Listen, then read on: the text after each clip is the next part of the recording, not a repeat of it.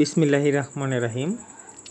আজকের এনএসআইয়ের এডি পরীক্ষায় যে গণিত অংশ এসেছিল সেটার আমরা এখন সমাধান করব, বিস্তারিত সমাধান করব। সাথে থাকার জন্য আপনাদেরকে ধন্যবাদ।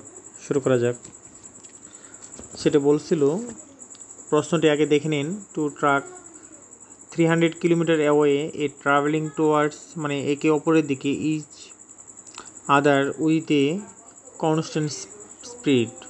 Truck is moving at a constant speed of 70 km per hour. While যেখানে B is moving at a constant speed of 50 km per hour, ঘন্টায় 50 km per hour যাবে B। তাহলে how long, কত সময় লাগবে, does it take it to meet, তারা কত সময় মিট করবে। খেয়াল করেন এখানে ট্রাক A যেটা, ঠিক আছে, ট্রাক A 70 কিলোমিটার পার আওয়ারে যাচ্ছে এবং বি 50 কিলোমিটার পার আওয়ারে যাচ্ছে, ঠিক আছে, কি টুয়ার্ড, একে অপরের দিকে। তাহলে কত সময় পরে তারা একে অপরের মিট করবে।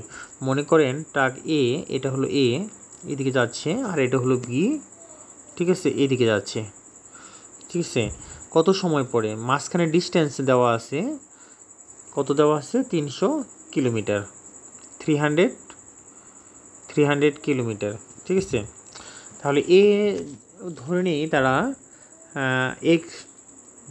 এক্স আওয়ার পরে মিট করবে। তাহলে কি দাঁড়াবে এখানে, তাহলে তারা কি দাঁড়াচ্ছে এখানে, এর বেলায় যেটা আসবে সেটা হলো এর স্পিডের সাথে কত 70 মাল্টিপ্লিকেশন এক্স প্লাস, আর বির বেলায় হবে কত 50 মাল্টিপ্লিকেশন এক্স, কারণ তারা এক সময় পরে মিট করবে, ঠিক আছে। মিট করার পরে কি দাঁড়াবে এখানে, টোটাল যে ডিস্টেন্স আসে সেটা আসবে কত 300 কিলোমিটার। তাহলে এই পাশে জুল অ্যাড করে দিই, তাহলে কত দাঁড়াচ্ছে এখানে 120 মিটার, 120 এক্স ইকুয়াল টু আসবে কত 300। সুতরাং এক্স ইকুয়াল টু কত আসবে 300 ডিভাইডেড বাই কত 120, ঠিক আছে। সুতরাং এক্স আওয়ার। তাহলে এখানে যদি কাটাকাটি করি, 0 0 কাটা, আর 12 দ্বারা যদি ভাগ করি, 12 দোকানে 24, তারপরে আসবো 6.5, মানে 2.5 আওয়ার পরে তারা মিট করবে, ঠিক আছে। ইহাই নিম্নে আনসার। নেক্সট যেটা শুরু করা যাক সেটা হলো কত, কি বলছে খেয়াল করেন এখানে 12 জন ম্যান, হ্যাঁ, একটি পার্টিকুলার কাজ করে, যে এর তারা সময় নেয় কত 24 দিন। একইভাবে অন দি আদার হ্যান্ড, অন্যদিকে 12 জন ওমেন সেই কাজটি কমপ্লিট করতে সময় নেয় 12 দিন, ঠিক আছে। তাহলে একত্রে করলে যদি তারা হাউ মেনি টেক্স, যদি 12 ম্যান অ্যান্ড 12 ওমেন কম্পারেটিভলি একত্রে করে, তাহলে ফিনিশ করতে কত দিন সময় লাগবে।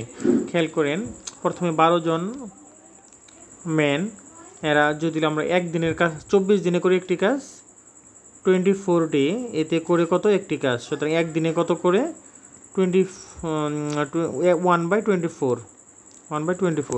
তেমনিভাবে একদিনে 12 জন ওমেনে 12 দিনে করতে পারে, তাহলে 12 দিনে করে একটি কাজ, সুতরাং একদিনে করে কত 1/, এত অংশ কাজ। তাহলে একদিনে ওমেন এবং ফিমেল করে কততে, একদিনে ওমেন এবং ফিমেল করে দুটো যোগ করলে হবে কত, নিচে আসবে 24, উপরে আসবে কত 1 + 2 ইকুয়াল টু 3/24, মানে 1/8। তাহলে খেয়াল করেন 1/8 করে তারা দুজনে একত্রে, সুতরাং এক অংশ কাজ 1/8 অংশ কাজ করতে লাগে কত, একদিন। সুতরাং এক অংশ কাজ করতে লাগে, তাহলে উল্টে যাবে, তাহলে 8 দিন, মানে তারা দুজনে একত্রে করলে 8 দিন লাগবে। তারপরে যেটা আসবে সেটা কি বলছে, আহমেদ সোল্ড করে টি শার্ট 810 টাকায়, 810 টাকা সেল করার পরেও তার গেইন করে কত 8 টাকা, 8%। তাহলে দেখেন 8% গেইন মানে কত, মানে কস্ট প্রাইস যদি 100 হয় তাহলে সে সেল করছিল কত 108, ঠিক আছে, আর সে সেল করছে কত 100, মানে 810। তাহলে 108 সমান কত, কারণ এটাও সেলিং এটাও সেলিং, 108 সমান 810, আর তার কত পার্সেন্ট প্রাইস কত ছিল 108 যখন, তখন তার পার্সেন্ট ছিল 100। তাহলে 108-এর জন্য হলো 810, সুতরাং 1-এর জন্য হলো 108 দ্বারা ভাগ, সুতরাং 100-র জন্য হলো 100 দ্বারা গুণ, ঠিক আছে। তাহলে উপরে হলো 810 গুণন 100 ডিভাইডেড বাই 108, এটা ক্যালকুলেশন করলে যেটা আসবে সেটা অ্যান্সার। নেক্সট যেটা সেটা বলছে a square minus B square সমান সমান 20, a প্লাস বি সমান সমান 5 হলে ভ্যালু a মাইনাস বি বের করতে বলছে। তাহলে এটা সূত্র জানি, স্কোয়ার মাইনাস বি স্কোয়ার সমান a প্লাস বি ইন্টু কত a minus B equal to কত 20। এখন a মাইনাস বি এর মানটা দেওয়া আছে, কত দেওয়া আছে, সরি a প্লাস বি এর মানটা দেওয়া আছে, এই যে a প্লাস বি এর মান দেওয়া আছে, ঠিক আছে। a প্লাস বি এর মানটা কত 5, তাহলে 5 ইন্টু a মাইনাস বি সমান সমান কত ছিল, এখানে 20 দেওয়া ছিল, 20, তাহলে a মাইনাস বি সমান সমান কত হবে 20 ডিভাইডেড বাই 5, আনসার আসবে কত 4, এই অ্যান্সার।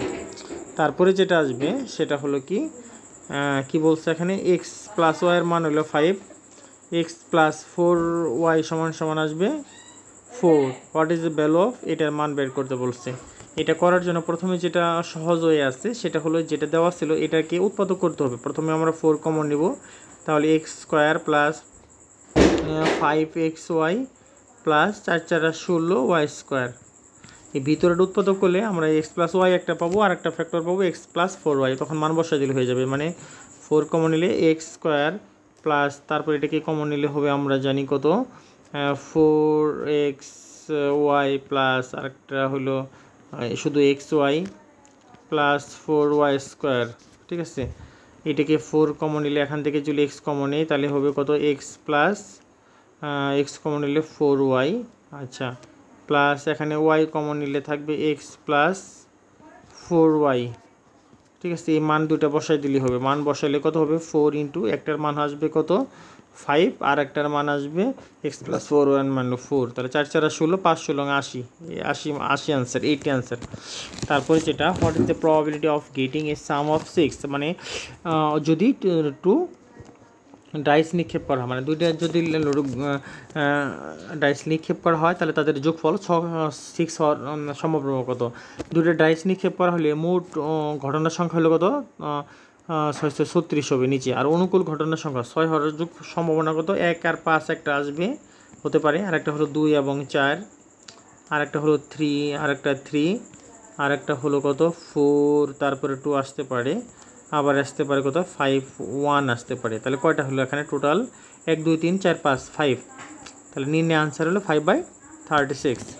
তারপরে how many positive integer less than 10,000 আর মাল্টিপল অফ বোথ 8 অ্যান্ড কত 18, এখানে বলছে 8 এবং 18 এর দুইটাই এর গুণিতক মাল্টিপল এদের গুণিতক 10,000, হ্যাঁ, কতগুলো গুণিতক হতে পারে। আমরা প্রথমে তখন 8 এবং 18 এর লসাগু এলসিএম বের করতে হবে, তাহলে 8 আর একটা কত 18, লসাগুটা হবে 2 দ্বারা করলে হবে এটা 4, এটা হবে 9, তাহলে কত 4 4 দোকানে 8 8 9 72, তাহলে আসবে কত 72।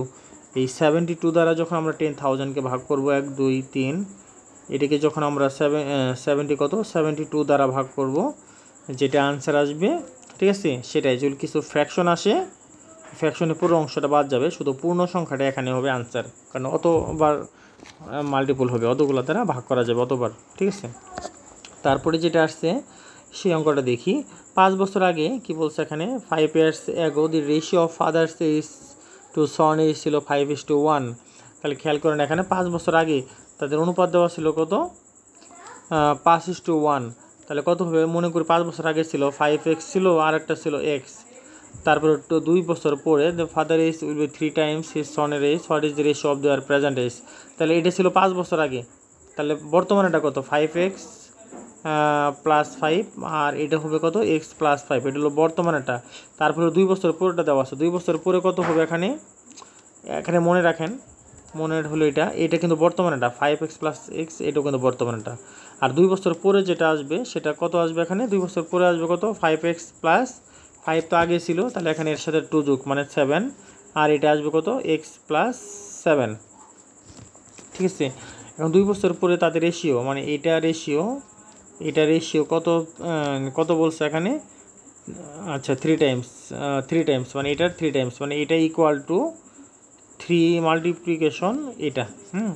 এখান থেকে আমরা x এর মান বের করব, কিভাবে বের করব এখানে তাহলে এখান থেকে যদি বের করি তাহলে 5x প্রথমে ডান সাইডে 3 দ্বারা গুণ করে নেবো, তারপর বাম পাশে নেব। তাহলে 5x minus 3x equal to 3 সাথে 21 মাইনাস 7 ইকুয়াল টু তাহলে কত আসবে এখানে 4 14, ঠিক আছে। তাহলে 2x ইকুয়াল টু যদি 14 হয় তাহলে x আসবে ইকুয়াল টু কত আসবে 7, তখন 7 এই যেটাতে মান বসাইতে হবে, তাহলে তাদের বর্তমান অনুপাত পাওয়া যাবে। এখানে যদি মান বসাই তাহলে এই যেখানে 5x + 5 এখানে 7 এর মান বসালে 5 7 35 আর 5 কত 40 অনুপাত, তো 7 + 5 তাহলে হলো 12, তাহলে 40 অনুপাত 12 এদের অনুপাত করলে কত আসবে? তো 6 দ্বারা করি, 6 দ্বারা করলে হয় না, 4 দ্বারা করলে প্রথমে আসবে 10, 4 দ্বারা করলে 3, তাহলে 10:3 এই হলো আনসার এখানে অনুপাত। নেক্সটে যেটা আছে what is the value of, যদি কি বলছে এই যে এখন what is the value of এর ভ্যালু বের করতে বলেছে। ইফ এই যে একটা এই ডিভিজিবল বাই x+2, কোনো কিছু দ্বারা যদি ডিভিজিবল হয় আমাদের খেয়াল করতে হবে x+2 দ্বারা ডিভিজিবল হলে x ইকুয়াল টু এখান থেকে মান বের করো, মানে -2 এটা বসাইলেই x এর মান এটা বসাইলে ডান সাইডে 0 আসবে। তাহলে কি দাঁড়াবে এখানে 3 - 2 whole square plus a in a - 2 plus a plus 3 equal to, যেহেতু এটা এক্স এর মান বসাইছি সুতরাং এটা ডিভিজিবলের সূত্র অনুসারে এটা 0 আসবে। এখান থেকে বাম ডান করলে মানে 2 দোকানে 4 3 4 12 -2a plus a -3 equal two 0, এটাকে মান বের করলে আনসারটা বের হয়ে যাবে। তাহলে কত বের হয় ওখানে -a, তারপরে 3 মাইনাস করলে আসবে 9 প্লাস 9 ইকুয়াল টু 0, সুতরাং a ইকুয়াল টু 9, এই হ্যাঁ আনসার, ঠিক আছে।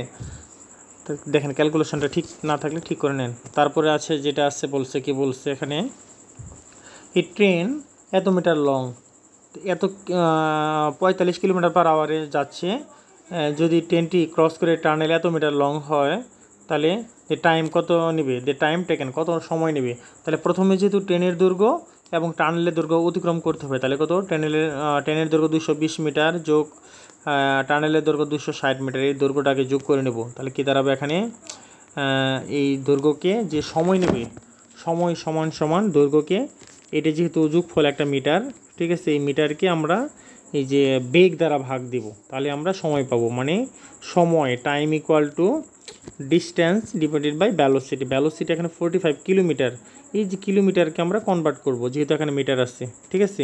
কিলোমিটারকে কনভার্ট করতে হলে 45কে কিলোমিটার কনভার্ট করতে হলে আমরা যেটা করতে হবে